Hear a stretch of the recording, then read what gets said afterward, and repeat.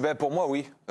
Pour plusieurs raisons. Je trouve que le fait déjà d'avoir tenté un truc avec Luis Enrique, le fait d'avoir mis Dembélé en pointe, en fait, en numéro 10 quand ils n'avaient pas le ballon. J'ai trouvé ce système assez intéressant et je me dis que c'est peut-être une idée pour la suite de la compétition à partir du moment où justement le milieu de terrain était un peu remis en question du fait de sa maigre expérience et du niveau et même de taille. Donc le fait de jouer comme ça, il y a le Real qui joue aussi dans ce système-là et je pense, enfin pour moi ça a été super intéressant et autre grosse satisfaction que j'ai vue sur ce match-là, c'est Beraldo en défense centrale à côté d'Hernandez où j'ai eu, même si c'était pas des foudres de guerre, j'ai trouvé dans la relance c'était super intéressant. Tu veux peut-être parler Non, mais et du coup, le fait d'avoir ça me fait penser qu'il y a une possibilité de jouer avec Nuno Mendes et Hakimi aussi qui peuvent apporter énormément sur les côtés. Moi, je trouve cette équipe très équilibrée et je pense qu'il y a une bonne base de travail pour la suite de la Ligue des Champions. Alors, tu sens une présence derrière toi, insistante bien sûr, là. Bien sûr. Il respire fort. À chaque fois qu'il respire fort, c'est qu'il veut rentrer dans la conversation. Tu as évoqué un point qui m'intéresse beaucoup, c'est le positionnement de Dembélé. Souvent intéressant. Oui, c'est vrai. Dembélé, dans ce rôle-là, toi, il t'a plu? Tu préfères pas un profil plutôt comme Kangin Lee et peut-être même Dembélé à la place de Barcola? Non, parce qu'en fait, le fait d'avoir Dembélé, déjà, il a fait des efforts défensifs hier qui étaient assez nombreux. J'ai trouvé ça intéressant. Et je me dis que c'est aussi. Quand même, hein. Oui, non, mais bien sûr, dans le jeu avec ballon, il a été en difficulté. Mais ce qui est embêtant ça pour reste le football, quoi. Quand tu es numéro 10, après, c'est embêtant le ballon. mais ça reste un match. Il a joué un match à ce poste-là. Je pense qu'il est en mesure de progresser aussi. Les efforts qu'il fait, je veux dire, je suis pas sûr que le PSG avec Mbappé et Barcola comme ça en pointe. Barcola n'a pas été énorme non plus. C'est pour ça que je vais y venir après. Non, mais c'est bien sûr. Mais après, je trouve que c'est une première fondation pour la Ligue des Champions qui est assez intéressante et je pense qu'il faut le développer. Prometteuse donc cette qualification pour Pierre Boubi. J'ai l'impression que c'est pas forcément ton cas, Bertrand. C'est moins le cas. Forcément souligner la qualification, ça fait longtemps que le PSG s'est pas qualifié en quart de finale, donc faire partie des 8 meilleures équipes européennes, il ne faut pas totalement le banaliser non plus. Compte tenu du budget, on pourrait trouver ça logique, mais vu que ça n'arrive pas tous les ans, il faut quand même le souligner. Ceci étant dit, moi je vois moins de jours heureux pour le Paris Saint-Germain à la suite de ce match, parce que Enrique a aligné une équipe qu'il n'avait jamais présentée sur le terrain depuis le début de la saison. On peut s'en étonner au 5 mars. Par rapport à ce qui a été élaboré, Barcola, il n'a pas été bon. Ousmane Dembélé, il n'a pas fait un bon match non plus. Effectivement, Lucas Hernandez a été bon dans l'axe, un poste qui n'était pas le sien. Il s'en est vraiment bien. C'est difficile. Hein. Oui, je sais. Quand tu es gaucher et que tu joues à droite, c'est. Il s'en est vraiment bien tiré. Je trouve que Hakimi est encore moins fort quand il n'a pas Ousmane Dembélé devant lui. Le foot fonctionne par paire et je trouve que Hakimi Dembélé, ça fonctionne très bien à droite. C'est dommage de le démanteler. Et effectivement, même si la qualification est effectuée avec de la marge. Bon, c'est pas le fait de sortir une équipe qui bat personne depuis 5 mois en Liga qui va m'impressionner. Non mais j'ai pas appris grand chose du match d'hier contre une équipe faible. Donc, ok, mais tu peux constater aussi que le pressing, qui est la marque de fabrique quand même de la Sociedad, ça a été très compliqué de le mettre en place justement par rapport à ce système de jeu. Après là, tu perds habituellement. Oui, mais bien sûr. Rappelle-toi le match aller, c'était compliqué de relancer. Là, le fait d'avoir peut-être que tu mets de côté les qualités offensives de Dembélé, mais pour avoir peut-être plus de solidité et d'équilibre aussi dans ton équipe, tu vois. Séverine, prometteur ou pas cette Non, moi, je suis d'accord avec Pierre. Moi, je vais être assez optimiste, même si c'est pas du tout la première fois de la saison que je me dis qu'une victoire peut être potentiellement prometteuse pour le reste de la saison. Donc, à voir un peu comment ça va se passer. Il y a pas mal de sujets de satisfaction, en tout cas selon moi. Moi, évidemment, Beraldo, même Vitinha. Moi, j'ai apprécié Vitinha hier. Dembélé, moi, je suis assez d'accord par contre avec Bertrand. Je préfère quand il est avec Hakimi parce que eux deux, ça fonctionne extrêmement bien. Il y a une réelle entente. Oui, mais voilà, mais vraiment tous les deux, ça fonctionne superbement bien. J'ai aimé la mentalité. J'ai aimé Kylian Mbappé, même si on va en parler plus tard. Après, je me dis, je vais un peu tempérer, peut-être pour rejoindre un petit peu Bertrand, changer comme ça de système au 5 mars. Il me semble qu'il y a 4 joueurs qui n'ont pas du tout joué à leur position habituelle, ou du moins naturelle. C'est tenter des choses. Ok, là, ça a fonctionné, c'est face à la Real Sociedad, mais je me dis, face à une autre équipe, ça va être un petit peu plus compliqué. Mais là, moi, je trouve ça quand même satisfaisant. Moi, j'ai apprécié, j'ai passé un bon moment, surtout les 65 premières minutes, et je crois que c'est le principal. Moi aussi, j'ai passé plutôt un bon moment. C'était un match plutôt agréable. Non, moi, je trouve ça assez prometteur, parce que, d'ailleurs, on en parlait, je crois, il y a quelques semaines. Moi, je trouve que Luis Enrique, quand même, il a réussi quelque chose.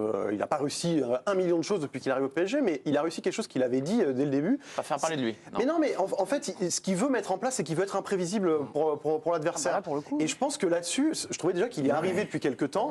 Et là, il a proposé quelque chose d'encore nouveau. Et alors, on peut effectivement dire que sur les individualités, les joueurs sont pas forcément au poste qu'on veut. Mais voilà, on peut quand même voir que la position de Dembélé, elle a perturbé la Real Sociedad. J'ai peur qu'elle l'ait perturbé lui-même. C'est Ouais, imprévisible pour les autres, c'est qu'il ne faut pas être imprévisible pour tes propres joueurs. C'est le seul problème. Parce que s'ils perdent, après on dira, il a perdu. Il a aussi des déplacements sans ballon qui sont super intéressants pour les autres. Non, mais je veux bien. Mais toi, tu regardes que quand il a le ballon. Les joueurs offensifs, j'aime bien les regarder quand ils ont le ballon. Et que je ne t'entende plus jamais dire un mot sur Dembélé quand Deschamps le fait défendre. Moi, jamais alors dans ce cas-là. Pourquoi je suis convaincu. Que tu me dis les joueurs, c'est pas que quand ils ont le ballon qu'il faut les regarder. Je te dis ok. Je dis, tu as fait partie des gens qui ont critiqué que Deschamps ait demandé à Dembélé de défendre à la dernière Coupe du Monde. Non, mais je suis pas sûr que Deschamps ait demandé à Dembélé d'uniquement défendre. Non, moi, je suis convaincu. Il n'a pas été bon. De toute façon, je suis convaincu que de toute façon, ce qu'on a vu hier, c'est pas forcément amené à se répéter.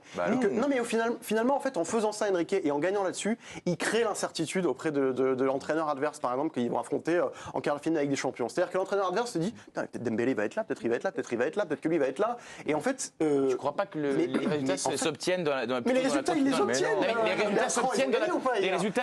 D'accord, mais les résultats s'obtiennent dans la continuité. Genre, je veux bien qu'on m'explique. Oui, un jour, il peut faire jouer Hakimi. Les résultats, ils sont là. En fait, je pense que tu vois, genre les bonnes équipes, à Liverpool, moi, je sais comment ils jouent, tu vois, je sais comment ils jouent. Guardiola, je sais comment ils jouent. Alors parfois, Bernardo est lié, parfois le milieu de terrain, mais je sais comment les mecs jouent. Je sais comment ils jouent. Et le Paris Saint-Germain, ils te sortent une équipe le 5 mars. On peut trouver ça formidable et sortir les cotisations. Mais dans ce cas-là, si le but c'est de dire gagne, on dit le PSG a gagné, je vous dis ils ont été bons et puis moi, on gagne du temps, ça va plus vite. Peut-être qu'individuellement certains joueurs ont été moins bons de par leur positionnement, mais je trouvais que collectivement, il y avait quelque chose, il y avait une énergie qu'on n'a pas vue. Mais pendant une heure, mais c'est largement suffisant parce qu'après tu as les changements qui ont forcément changé les choses. Donc il s'est passé quelque chose qu'on n'a jamais vu cette saison pratiquement. Imanol Alguacil, le coach de la Real Sociedad, lui aussi a été impressionné par la prestation du PSG. Pour lui, cette équipe est armée pour aller très très loin dans la compétition. Écoutez-le. On a vu un PSG formidable, avec une très bonne attitude, avec un pressing haut. Ils peuvent arriver en finale de la Ligue des Champions. C'est une équipe incroyable. Pierre, ils vont aller où là cette saison le PSG? Tu les vois aller où? Franchement, mais après, c'est clair que si on compare à des City, forcément c'est inférieur. Là-dessus, je suis d'accord. Mais tu peux pas négliger que là, quand il y a du sérieux et de l'application et de la discipline, c'est une équipe qui fait mal et qui fait peur. C'est obligé. Tu peux demander à n'importe quelle équipe, ils seront pas contents de tirer le PSG. C'est obligé. Non mais d'accord, mais c'est normal, une fois que tu es en quart de finale, tu n'as envie d'avoir aucune équipe non plus. Tu vois ce que je veux dire? Tu arrives à un niveau. Non, mais tu vois, tu arrives aussi à un niveau assez élevé. Bien sûr, mais ça veut dire aussi qu'ils ont créé quelque chose. Moi, le PSG, honnêtement, tu commences à avoir un banc, tu commences à avoir une ossature qui est compétitive. Je trouve que la défense aussi, même s'il y a des mecs qui sont sur le carreau, ça devient de plus en plus hermétique. Tu as Donnarumma qui revient à un niveau assez stratosphérique. Sur les côtés, tu as des mecs. Si Nuno Mendes commence à retrouver son niveau, il peut devenir insupportable Hakimi de la même manière de l'autre côté. Hakimi et c'est pas le fait. Oui, c'est vrai. Mais c'est pas parce que Dembélé est revenu dans l'axe sur un match que Dembélé sera tout le temps mauvais en 10 et que Hakimi sera tout le temps mauvais arrière droit sans Dembélé. Après, mais je suis d'accord avec vous. Je vous dis simplement prometteur. Si on préfère avoir Dembélé que Zule.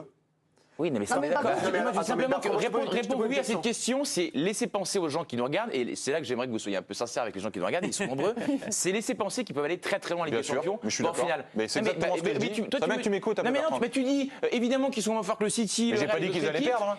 Ah ouais, mais tu dis quoi en fait? Moi, je te dis, je pense que cette équipe-là est parée pour la gagner. Je le dis, je l'assume. Non, mais vous pensez quoi? Georges, tu penses quoi? Non, moi je pense pas qu'ils vont la gagner. Je pense qu'en fait, il peut y avoir des scénarios de compétition qui peuvent te permettre d'aller au bout. Bah oui, mais d'accord, Porto l'a gagné, oui, mais tu penses quoi? Chelsea, quand il gagne la Ligue des Champions avec Tuchel, est-ce qu'ils étaient programmés pour gagner la Ligue des Champions? Ça, c'est des contre-exemples parce que c'est le foot, évidemment.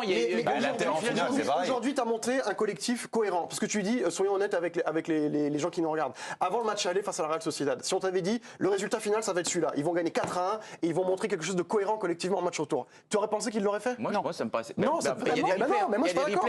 Avant le match aller, il y avait rien.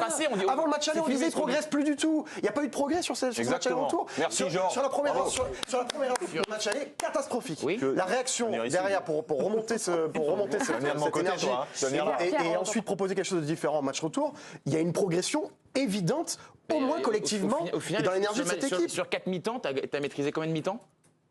Il y a 4-1.